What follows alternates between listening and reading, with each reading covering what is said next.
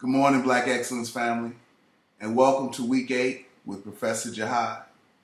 And this is African American Studies Online. First, I want to, congratulate everyone who turned in their midterms early today. Graded some of them. And right now, a lot of the midterms look very, very good. I'm very proud of all of you that participate and all of you that just do the work. I'm sorry that we have this online class. We can't do this in person because in person there's so many more things I can do, and we're so animated and everything, and there's so many things I would like to teach you. One thing that's very dear to my heart is black women in society, and actually all women, the way all women are treated in this Euro-patriarchal society. And patriarchy may be a little stronger than racism. And I say that because European patriarchy has trickled down to African American males and the male ego and the psyche and everything. If we look at it, even in your historical religious text, it's usually men. Most often it's men who lead freedom movements, freedom revolutions, and different things like that. At least that's what's recorded in historical doctrine and historical text. Now, I understand usually, for all the times, the ruling class or that ruling culture usually determines how history is going to be translated. And there's so many women, white and black, of all Chinese, Japanese, women all around this world have made this world what it is today. There's so many world changers in women and so many things. Women have done just as much, if not more, than men as far as the advancement of world culture through revolutionary technology, revolutionary liberation, all different things. And what we're talking about is black women. We're going to feature 3 black women this week.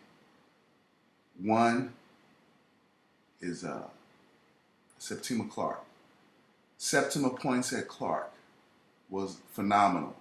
She was a phenomenal black woman, and she was one that's not taught in history. And I asked the question, why do you think she's not taught in history? Septima Clark did several things, and I'll give you a little bullet point, real quick list of a couple things that she did. Septima Clark, at the age of 14, she started teaching. And when she started teaching, see, back in the early 1900s and late 1800s, you could not be a principal, and you could not teach it as a black person. Well, you couldn't be a principal, period, as a black person, number one. And you could not teach in public schools or whatever, So she was actually sent off to St. John's Island. She first started teaching. And St. Simon's, St. John, I think it's St. John's or St. Simon's Island, one of the small islands in the Georgia, South Carolina islands down there, the Sea Islands, St. Simon's Sea Islands, rather.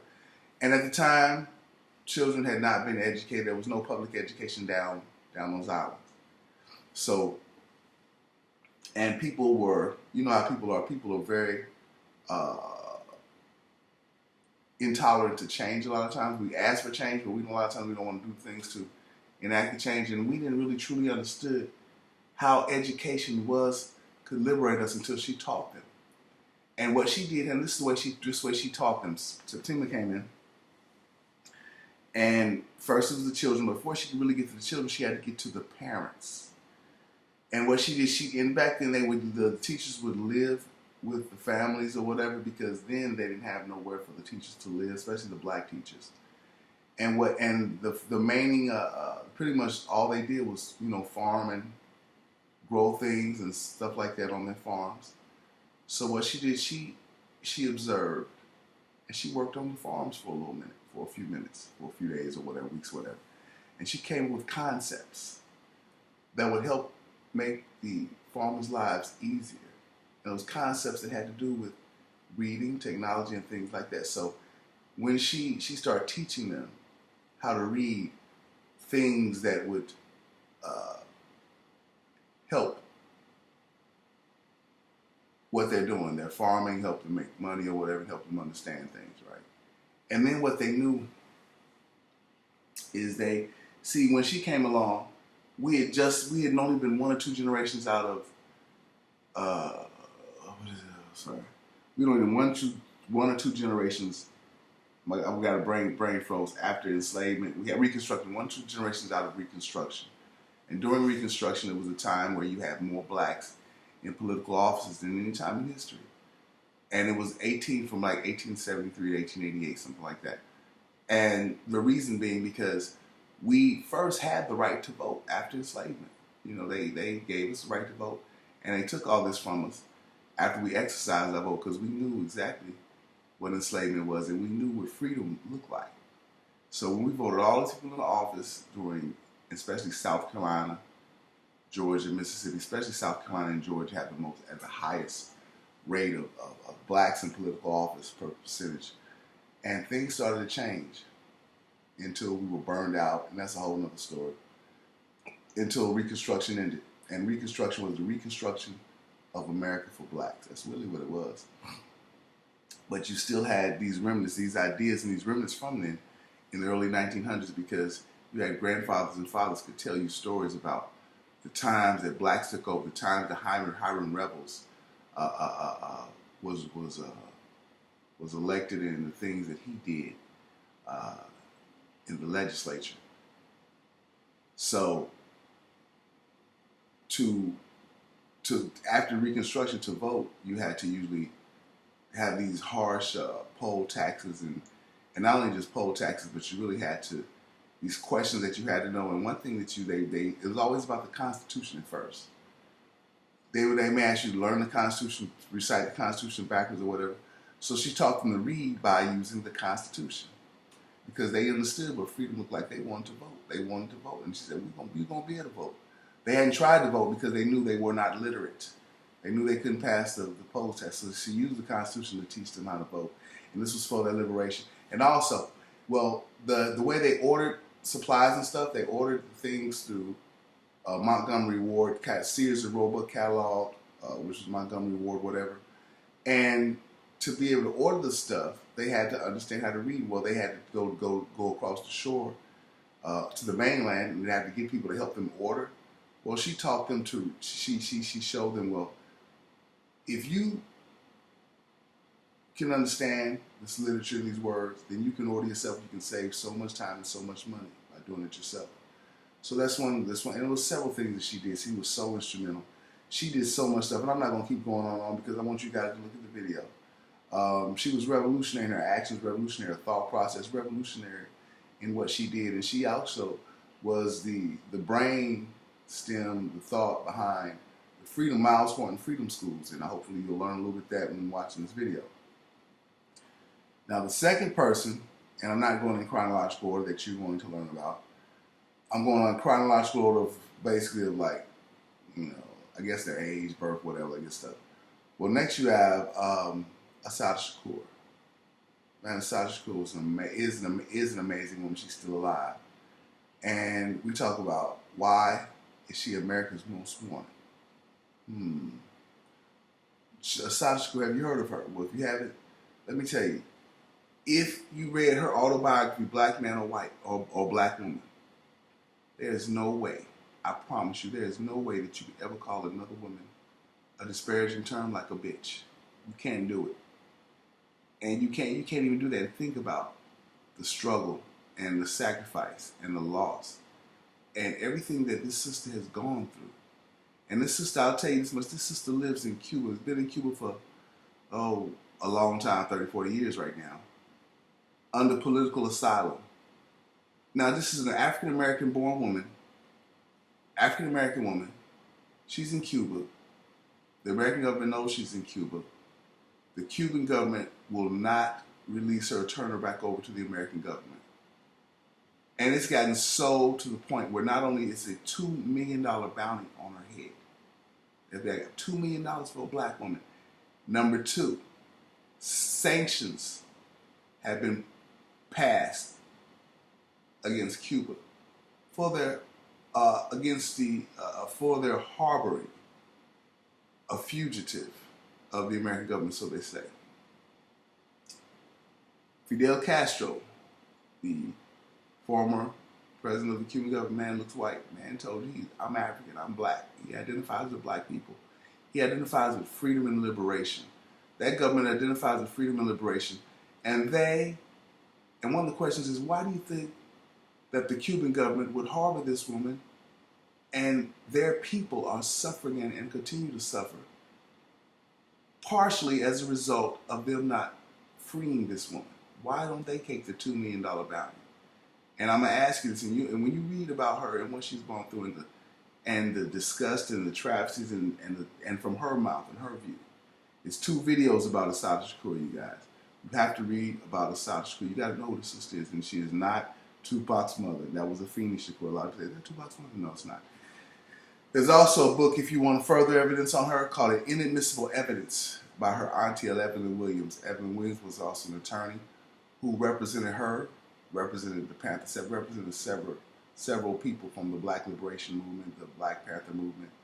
And I tell you, Assata Shakur was very, very revolutionary. She is part of the Black Liberation Movement, because the Black Liberation Movement is not dead. Black liberation is the Black freedom movement.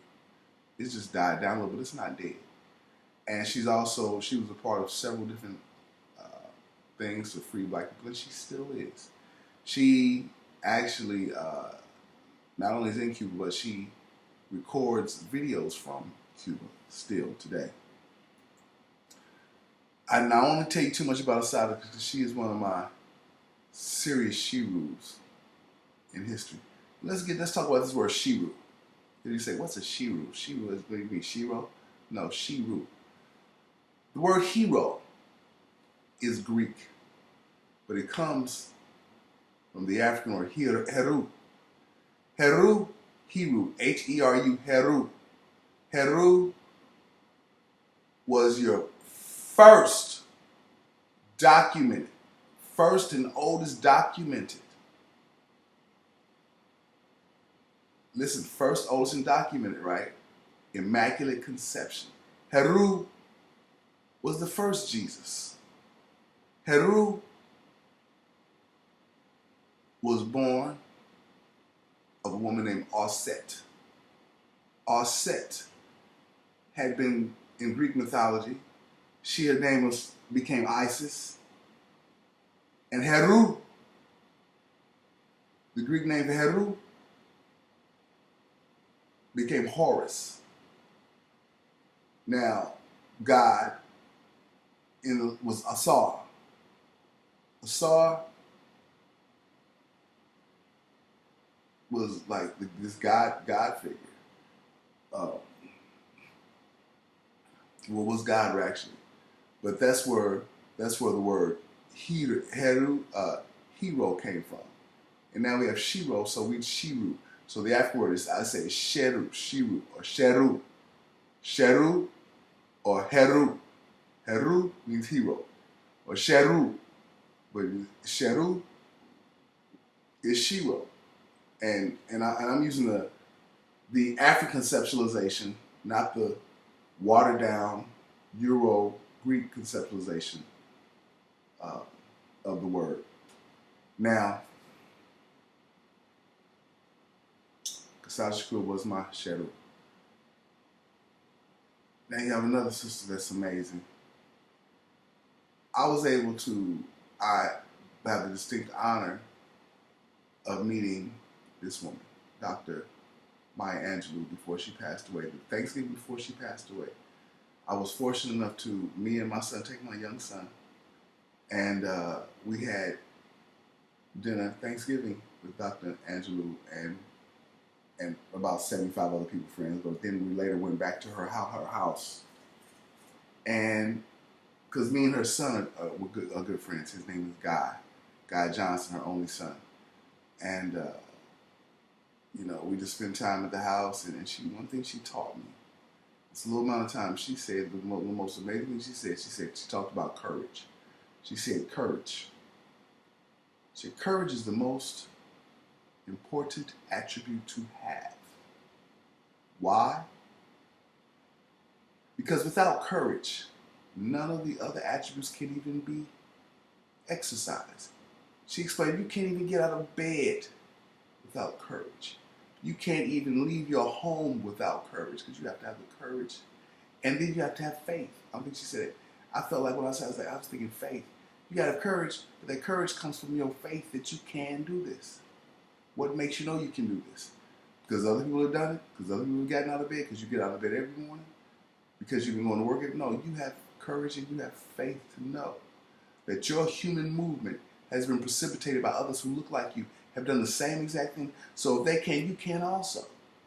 That's your faith. Now, she has a piece that I want y'all to listen to called Love Liberates.